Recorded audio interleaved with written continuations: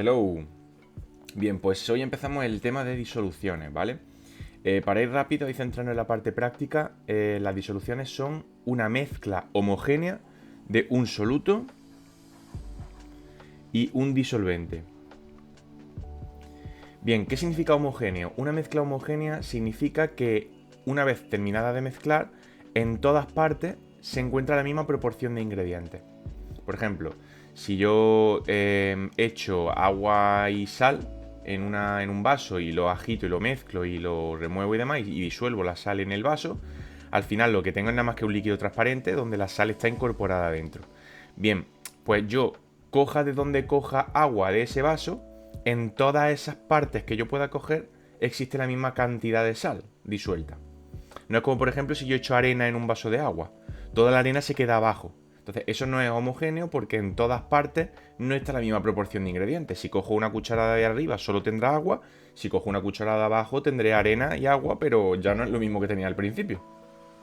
Bien, entonces, normalmente el soluto suele ser el que menor proporción tiene de cantidad y el disolvente es el que más. De hecho, suele ser el agua. Es el que nosotros vamos a centrarnos principalmente, en el agua. Entonces, existe una forma de medir cuánto soluto hay en una disolución. Y eso es lo que vamos a ver. Serían las llamadas formas de expresar la concentración. No sé ni escribir. Formas de expresar la concentración.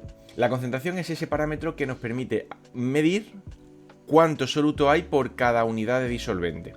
Por ejemplo, cuántos gramos de sal hay en un litro, cuánta cantidad de azúcar hay en la sangre, es decir, en un soluto y el disolvente podemos ver la proporción que hay. Es similar a la densidad en el sentido de que la densidad mide cuánta masa hay en un determinado volumen. Pues más o menos lo mismo, ¿vale? Bien, formas de medir la concentración hay varias. Nosotros vamos a ver, en primer lugar, el tanto por ciento en masa y el tanto por ciento en volumen, que son prácticamente lo mismo, solo que el porcentaje en masa mide la masa y el porcentaje en volumen relaciona los volúmenes. Bien, el porcentaje en masa es los gramos de soluto que tenemos en toda la disolución, ¿vale? Multiplicado por 100 porque es un porcentaje. Por ejemplo, si yo tengo 20 gramos de agua y 10 gramos de sal, pues lo que voy a tener es pues, un total de 30 gramos de disolución, puesto que la disolución es igual al soluto más el disolvente. Evidentemente, si yo tengo en un vaso 100 gramos de agua y echo 50 gramos de sal, ya en el vaso no tengo 100 ni 50, tengo 150 en total. Si lo pesase, pesaría 150 gramos.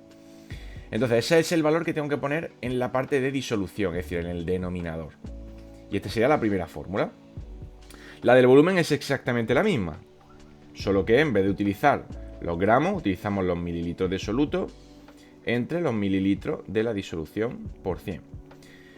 ¿Cuándo se utiliza una y cuándo se utiliza otra? Normalmente se utiliza una u otra en función del estado en el que se encuentra el soluto. Por ejemplo, si el soluto es una sal, las sales son sólidas por regla general, por lo tanto se va a utilizar el tanto por ciento en masa, porque el soluto es una sustancia sólida que se pesa. Y el de volumen se utiliza cuando el soluto es líquido, ¿vale? Porque es más fácil medir volúmenes que medir masa en cuanto a los líquidos, en relación a los líquidos. Porque es más fácil coger 10 mililitros que no pesar un líquido concretamente, ¿no? Por ejemplo, en el alcohol, la graduación de los alcoholes se da en el porcentaje de volumen. Cuando decimos 5,5 grados, se refiere a que hay 5,5 mililitros de alcohol por cada 100 mililitros de bebida. Y eso se mide el tanto por ciento en volumen porque el alcohol es una sustancia líquida. Entonces, se utilizarían en función de la naturaleza del soluto. Vale, estas dos son las primeras. Voy a ir borrando cosas por aquí. Estas dos serían las primeras fórmulas, que serían el tanto por ciento en masa y el tanto por ciento en volumen. Otra que también se mide bastante fácil son los gramos por litro. Los gramos por litro indican la cantidad de soluto en gramos que hay por cada litro de la disolución. Por ejemplo, si yo echo 20 gramos de sal en un litro de agua, pues tengo una concentración de 20 gramos por litro de esa sal. Por tanto, gramos por litro es sencillo porque es directamente gramos entre litros. Esto sería igual a los gramos del soluto entre los litros de la disolución. ¿Vale? Aquí tendríamos otra de las fórmulas. Aquí no hay que multiplicar porque esto no es un porcentaje. Lo podemos poner por ahí. Bien. Otra cosa que podemos tener en cuenta es la molaridad. Esta es la más importante de las que vamos a ver. E indica el número de moles del soluto entre los litros de la disolución. Moles, para el que no se acuerde, era una forma de contar moléculas, ya que es una simplificación de un número muy grande. Un mol equivale a 6,023 por 10 elevado a 23. Cosas, lo que sea, normalmente moléculas, átomos, lo que sea.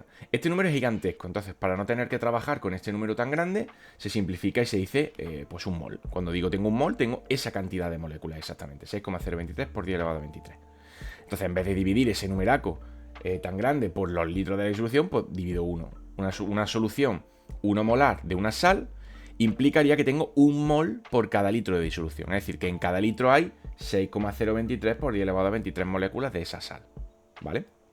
Y este es el principal de todo. Este lo voy a recuadrar porque es la más importante de todas. Bien, pero un mol ¿a qué equivale? No solamente al número de Avogadro, un mol se puede pesar. Porque curiosamente, un mol de cualquier sustancia son los gramos de esa sustancia entre el peso molecular de dicha sustancia. Por ejemplo, para que yo obtenga un mol de agua, los gramos y el peso molecular tienen que tener el mismo número para que aquí se simplifiquen las dos cosas. Pues entonces necesito la misma cantidad de gramos que el peso molecular del agua. El peso molecular se obtiene sumando las masas atómicas del agua, en este caso la masa de un hidrógeno más la masa de otro hidrógeno más la masa del oxígeno, y se obtiene. Estoy yendo más rápido porque esto es básico ya, esto lo tenemos más que visto, y nos vamos a centrar luego en la resolución de un ejercicio típico, ¿vale? De tal forma que cuando tenemos esto, lo que necesitamos es simplemente la fórmula para poder aplicarla a las demás. Bien, otra sería la normalidad, que sería la molaridad por la valencia del catión. La molaridad ya la conocemos, la acabamos de ver. Y la valencia del catión es simplemente multiplicar el subíndice en una molécula por la valencia que tenga. Por ejemplo, en el ácido sulfúrico cogemos y multiplicamos el subíndice del catión, que en este caso es el hidrógeno, por su carga, que sabemos que es 1, porque el hidrógeno tiene carga más 1. Por tanto, en este caso la valencia del catión sería 2. Por tanto, la normalidad del ácido sulfúrico siempre es el doble de su molaridad. Bien, y por último tenemos la molaridad. Estoy yendo rápido, repito, porque esto ya lo tenemos muy visto. La molaridad son los moles de soluto, igual que con la molaridad, pero esta vez dividida entre los kilogramos del disolvente, no de los litros de la disolución. Así que con estas serían todas las fórmulas que pueden aparecer en un problema de disoluciones. Entonces ahora vamos a empezar a hacer un ejercicio, ¿vale? Bien. Los ejercicios típicos en este caso van a ser pues de preparación de disoluciones o de averiguar la concentración y todo esto. Vale, supongamos que tenemos un bote comercial.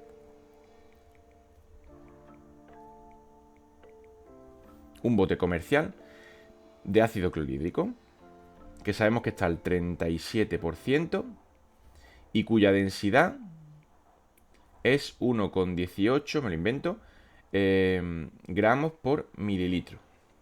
Bien, ¿qué datos tenemos de aquí? En primer lugar, sabemos la riqueza, es decir, al decirnos que está al 37%, ya sabemos el tanto por ciento en masa, que es una de las fórmulas que hemos visto antes. Es decir, sabemos que por cada 100 gramos de ácidos de disolución, el 37% es ácido clorhídrico, el resto no, ¿vale?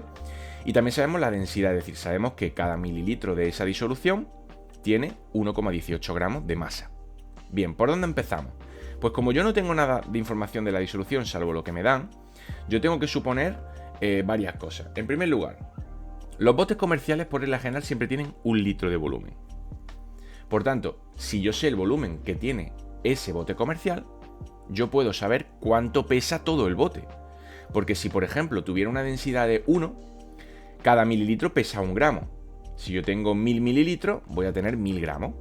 Si la densidad fuera 2, yo tengo 1 mililitro, cada mililitro pesa 2 gramos. Pues eso significa que para 1000 mililitros yo tendría 2000 gramos, 2 kilos. Bien, como aquí tengo 1 litro, que son 1000 mililitros, para el que no lo sepa, 1000 mililitros, yo ¿Puedo saber cuánto pesa toda la disolución? Sí, porque conozco la densidad. Entonces, si yo hago la densidad y yo empiezo con mis 1000 mililitros, yo sé que 1 mililitro son 1,18 gramos. ¿Vale? O más fácil, no lo voy a hacer por factor de conversión. Los factores de conversión los prefiero explicar en la parte de estequiometría. Vamos a hacer la fórmula. Densidad es igual a masa entre volumen. Pues bien, si la densidad es 1,18, la masa no la sé, es lo que quiero averiguar, y el volumen es de 1000 mililitros, pues si yo despejo, se me queda 1180 gramos de masa. Entonces, esto es lo que pesa mi bote comercial. ¿Eso es todo ácido clorhídrico? No. ¿Por qué? Porque está al 37%. Si todo eso fuera ácido clorhídrico no sería una disolución, sería ácido clorhídrico puro. Con lo cual, lo que nosotros necesitamos saber es cuánto ácido clorhídrico hay. Por cierto, que me están pidiendo la molaridad, ¿vale? Que no lo he puesto. Me están pidiendo la molaridad. Me están pidiendo la concentración que tengo de la molaridad, la cantidad de moles por gramo que hay, ¿vale? Por litro, perdón. Yo una vez que conozco la cantidad de masa total que hay en mi disolución, yo puedo averiguar cuánto clorhídrico hay realmente. ¿Por qué? Porque está al 37%. Por tanto, si yo hago el porcentaje en masa, que recordemos que era gramos de soluto entre gramos de disolución por 100, yo puedo averiguarla porque el tanto por ciento en masa es el 37%. Es el 37%. Los gramos de soluto no lo sé, porque el soluto es el ácido clorhídrico, es lo que quiero averiguar. Pero lo de la disolución sí lo sé, porque toda la disolución hemos dicho que pesa 1180 gramos. Entonces, esto no lo conozco. Y aquí tenemos el 100. Si hacemos esta cuenta, sale 37 por 1180 entre 100. 436,6 gramos. Es decir, de los 1180 gramos que tiene mi disolución, 436,6 son de clorhídrico. Son puros de clorhídrico. Es decir, esa cantidad sí es real de clorhídrico. Y ahora lo que tengo que hacer ya es la molaridad. Yo sé que la molaridad es los moles de soluto entre los litros de la disolución. Litros de la disolución tenemos 1, entonces lo podemos quitar. Básicamente la molaridad va a ser igual a los moles de soluto. ¿Y los moles cómo los averiguábamos? Pues muy fácil. Sabemos que los moles de soluto son los gramos que tengo de soluto entre su peso molecular. Y el peso molecular, os lo tendría que dar el ejercicio, son 36,5, lo doy yo. ¿Vale? Eso siempre lo daría yo. Por tanto, para calcular los moles de soluto, yo cojo los 436,6 y los divido entre 36,5, que es el peso molecular del ácido clorhídrico. De tal forma que si yo eso lo divido, obtengo 11,96 molar. Y esa sería la respuesta al ejercicio. La disolución que me pedían y que me planteaban tiene una densidad de 11,96 molar, ¿vale? Esto ha sido un ejercicio resuelto muy típico, ¿vale?